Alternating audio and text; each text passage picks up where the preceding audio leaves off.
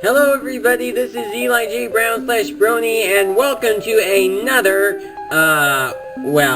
this is both a review and a mock overview. Reason why I'm saying that is because I am reviewing this mask right here, and then I am going to show you that a mock that I have made that uses this mask. So I thought that I would show this mask off first. I do have the mock with me, it's by my side, it's off camera, but I'll show that in a bit. Though, maybe you've already seen the mock in the thumbnail, but you know, we'll get to that in a bit.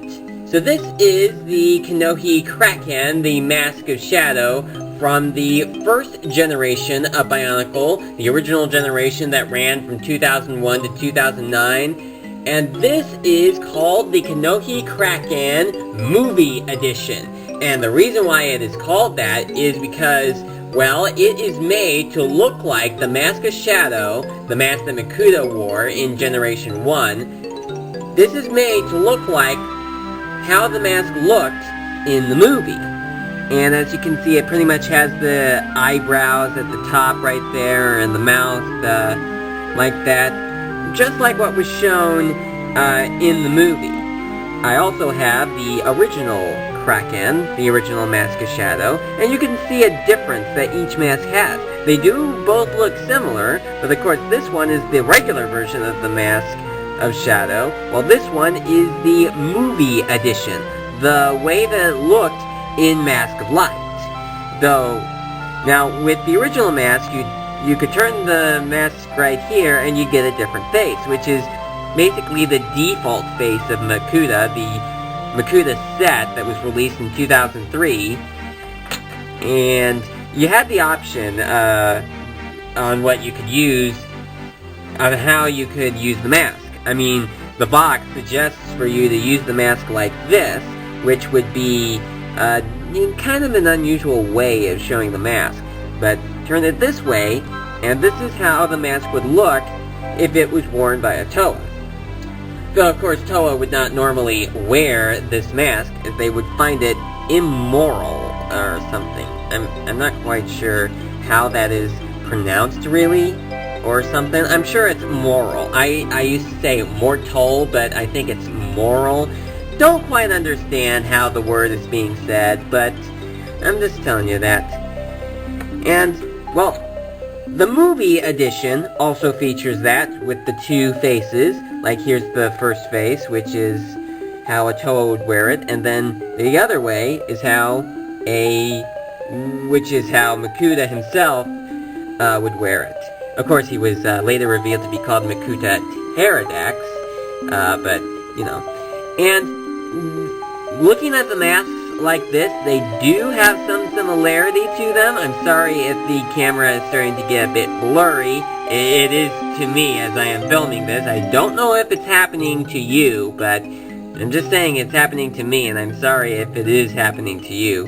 They both have the same mouth bit down here, and they both have these eyepieces right there. But of course, they do look different if you take a look at them. Okay, so that is a look at the Mask of Shadow, the Movie Replica Edition. Now, as you've all been waiting for, I will now get the mock that I have used this mask on. And here he is, Shadclaw. That's the name of the hero. I just came up with the name. I was trying to figure out what to call him. Yeah, obviously another Hero Factory MOC. I have still not gotten done with making these guys as yet. I probably never will. Okay, so taking a look at this character, as many people probably have noticed, it does use the Series 1 main torso piece. And people are probably going to ask, how come you use the Series 1 torso piece? Well, it's what is available to me, and I really just wanted to go ahead and use it since I had it. So, I went ahead and went with using it, though it does use the arm and legs from the modern character and creature building system, which is being used in the modern Bionicle sets. So, the thing here was that I had the black main body piece from Stringer, but also the yellow hero core from Surge. And I just had to come up with a way to use that, and I ended up using the yellow head, yellow Glatorian head for this character. I went ahead and used the mask that I got, the Mask of Shadows movie edition. Speaking of which, if people are wondering how much it cost me about $30. It's a rare mask. It's not in the best condition, but it's in perfect condition. Perfect enough for me, anyway. I did see that someone was selling it for cheaper, but that was after I made the purchase for this one. Oh well. Win some, you lose some. Okay, so, for the secondary color I went with silver because, well, it was what was available. I know people would probably say, well, you probably could have used the yellowish green trans pieces for this. And you're right, I probably could have, but I didn't have those pieces. So I went with silver because it was what was available. And also, I needed some more silver pieces for what I would use for the hands. The hands right here are obviously the Nuperu hand pieces from the Toa and Nika series. I didn't have any of the actual hand pieces, at least not any that weren't broken. Well, I did have one that wasn't broken, but the others were, so I had to go with that.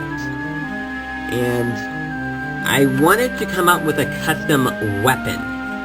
So, after some trying, I came up with this. I'll show you how it works in a bit. Well, I'm actually going to show you right now. It uses one of these pieces that uses this buzzsaw at the end, and then took a couple of the shooter pieces, which don't actually shoot. They connect to here, and then I added on this, which shows these Borak eye pieces. The ones over here flop about, but I'm not intending for them to flop about. They just happen to do so if I move them, but they basically just stay the same. This is basically the blast comes out of here when this weapon is being used. Okay, now put that back on. It doesn't actually go in all the way because the hand is kind of in the way. But, you know, it's not all that perfect, actually. And I can also put the other hand underneath right here. And I know, people are probably going to say, are you going to go ahead and flip the mask around to show the other face? Well, you asked for it. Here you go. That's what it looks like right there. But, I'm not using that. I'm using this. Just thought you could see that right there. Though, actually getting to using it like this, I used the Glatorian head, obviously, because, well, Von Nebula used a Glatorian head with a Bionicle mask. So, I have just done the same thing with a number of my MOCs. If I used a Bionicle mask on a Hero MOC, I would use a Glatorian head and use it like this. Now, the funny thing is that with the Mask of Shadows, both the movie edition and the regular one, if you have the mask on like this, the hero's head is now actually lined up with the eye holes on the mask right here. Isn't that quite interesting? Though, of course, if you have it turned around like this, you just see the glow of the Glatorian head through the eye holes as the actual eyes. The actual eyes aren't actually lined up if you have it like this, but that's basically how it is done. It was quite clever of LEGO to have done that with Von Nebula, and not focus on having the eyes actually line up. So that is it. Thank you very much for watching, and I hope to see you again in my next video. And as always, if you think there is anything that I need to improve on with this MOC, do let me know, and I may consider it. I'll see you next time.